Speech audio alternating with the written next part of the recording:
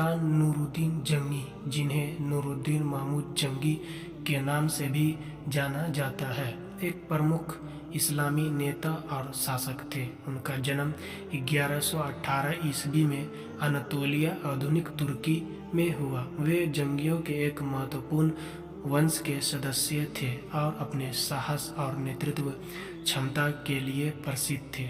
नूरुद्दीन ने अपने चाचा इमादुद्दीन जंगी के अधीन सेवा की, जो कि एक प्रभावशाली सैन्य नेता थे। जब इमादुद्दीन का निधन हुआ, तब नूरुद्दीन ने सीरिया के साम्राज्य का नियंत्रण संभाला और अपने राजनीतिक कौशल से इस्लामी साम्राज्य को मजबूती प्रदान की। उन्होंने 1146 में दमिश्क पर कब्जा किया और वहां के शासक के रूप में स्थापित हुए। उनका शासन क्षेत्र में शांति और स्थिरता लाने का प्रतीक बना। नूरुद्दीन ने धार्मिक विद्वानों और तर्कशीलों का समर्थन किया, जिससे संस्कृति और विज्ञान में विकास हुआ। उन्होंने मस्जिदों, मदरसों और अस्पतालों का निर्माण कराया, जिससे शिक्षा और चिकित्सा सेवाओं का विस्तार हुआ।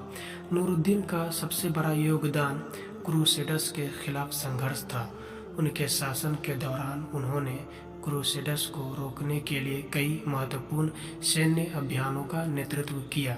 उनकी राजनीति और नेतृत्व ने मुस्लिम सेना को कई महत्वपूर्ण युद्धों में जीत दिलाई। उन्होंने 1171 में सुल्तान सलाउद्दीन अय्यूबी को अपना उत्तराधिकारी बनाया, जिसके बाद में यरूशलेम को पुनः फतह किया। उनकी शासकीय नीति में न्याय और समानता का विशेष ध्यान रखा गया। नूरुद्दीन ने अपने साम्राज्य में विभिन्न धर्मों के प्रति सहिष्णुता को बढ़ावा दिया।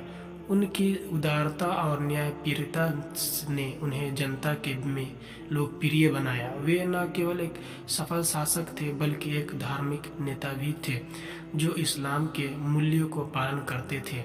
नूरुद्दीन जंगी का निधन 1174 में हुआ, लेकिन उनकी विरासत आज भी जीवित है। उन्हें एक महान शासक और मजबूत नेता के रूप में याद किया जाता है, जिन्होंने इस्लाम के लिए महत्वपूर्ण योगदान दिया और मुस्लिम दुनिया को एकजुट करने का प्रयास किया। उनके कार्य और दृष्टिकोण आज भी प्रेरणा स्रोत बने हुए हैं। दोस्तों, ऐसे इतिहास को जानने के लिए मेरे चैनल को सब्सक्राइब करें।